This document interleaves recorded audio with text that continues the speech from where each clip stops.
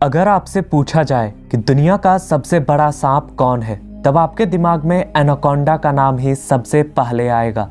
लेकिन आज से 6 करोड़ साल पहले धरती पर सांपों की एक ऐसी प्रजाति राज करती थी जिसके सामने आज के एनाकोंडा की सबसे बड़ी स्पीशीज भी एक बच्चे की तरह दिखाई देती है। मेरे ख्याल से अब आप समझ ही गए होंगे कि हम किसकी बात कर रहे हैं। जी हाँ, हम बात कर रहे हैं किंग ऑफ स्नेक कहे जाने वाले टाइटेनोबोआ के बारे में।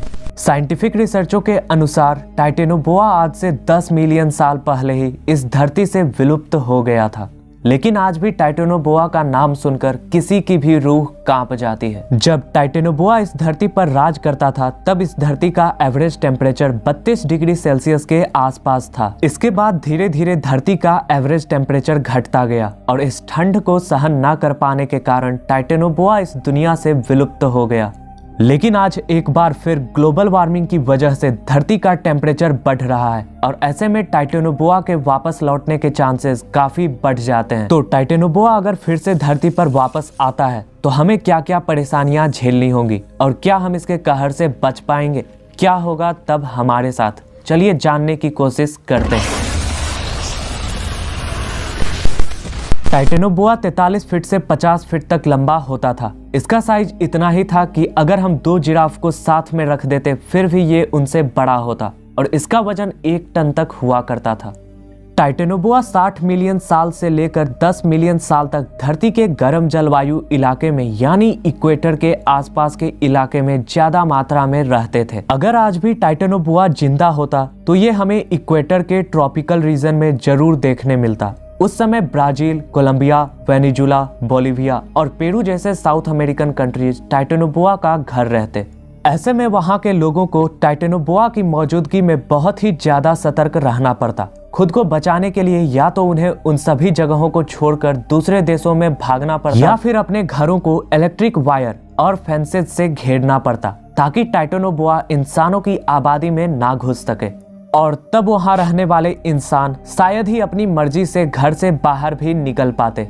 मगर आज के एनाकोंडा की तरह शायद टाइटेनोबोआ को इंसानों का शिकार करने में ज्यादा इंटरेस्ट नहीं होता, क्योंकि टाइटेनोबोआ भी इंसानों से उतना ही डरता जितना कि इंसान टाइटेनोबोआ से। इसलिए ये इंसानों से दूर रहना ही पसंद करता। और जो लोग जंगली जानवरों का शिकार करना पसंद करते हैं वो अपने फायदे के लिए टाइटेनोबोआ का शिकार करने से भी नहीं हिचकिचाते। उन शिकारियों की नजर से टाइटेनोबोआ जैसा खतरनाक सांप भी नहीं बच पाता। या तो इसके खालों को निकालकर इंसानों के लिए कुछ प्रोडक्ट्स बनाए जाते या फिर इसे पकड़कर चिड़ियाघर में रखा जाता। और हो सकता है इंसानों की इन सभी हरकतों की वजह से टाइटेनोबोआ भी इंसानों पर हमला करने पर मजबूर हो जाता। टाइटेनोबोआ के शरीर की अगर बनावट की बात करें तो ये काफी हद तक आज के ग्रीन एनाकोंडा जैसा ही होता, बस इसका आकार एनाकोंडा से कई गुना बड़ा रहता। इसी डरावने शरीर के कारण शेर और बाघ जैसे मांसाहारी जीव भी इनसे डरते, क्योंकि टाइटेनोबोआ शेर और चीता जैसे जानवरों को बड़ी ही आसानी से अपनी कुंडली में जकड़कर उसका दम घुटकर आसानी से निगल जाता।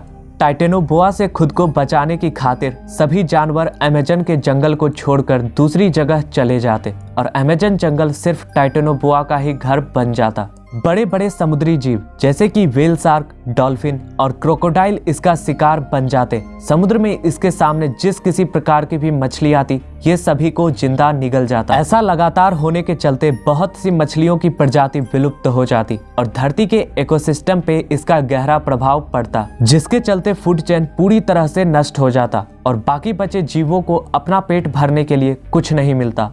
अब तक तो आप समझ ही गए होंगे कि इस खतरनाक जानवर के वापस आने से जंगलों का फूड चेन और इकोसिस्टम किस तरह से तबाह हो सकता है। और इसी से टाइटेनोबोआ जैसे जीव की ताकत और औकात का पता चलता है। तो टाइटेनोबोआ अगर भविष्य में धरती पर वापस भी आता है तब ये देखना बहुत ही ज्यादा दिलचस्प होगा कि मॉडर्न टेक्नोलॉजी की मदद से इंसान किस तरह टाइटेनोबोआ को कंट्रोल करता है। दोस्तों, आपको क्या लगता है, क्या टाइटेनोबोआ जैसा खतरनाक जानवर फिर से धरती पर वापस आएगा या फिर ये सिर्फ इतिहास के पुराने पन्नों में ही दर्ज रह जाएगा? इस बारे में आपकी क्या राय है, कमेंट जरूर करें।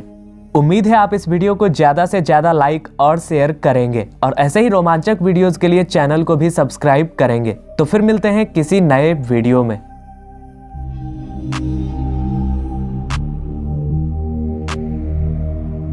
है।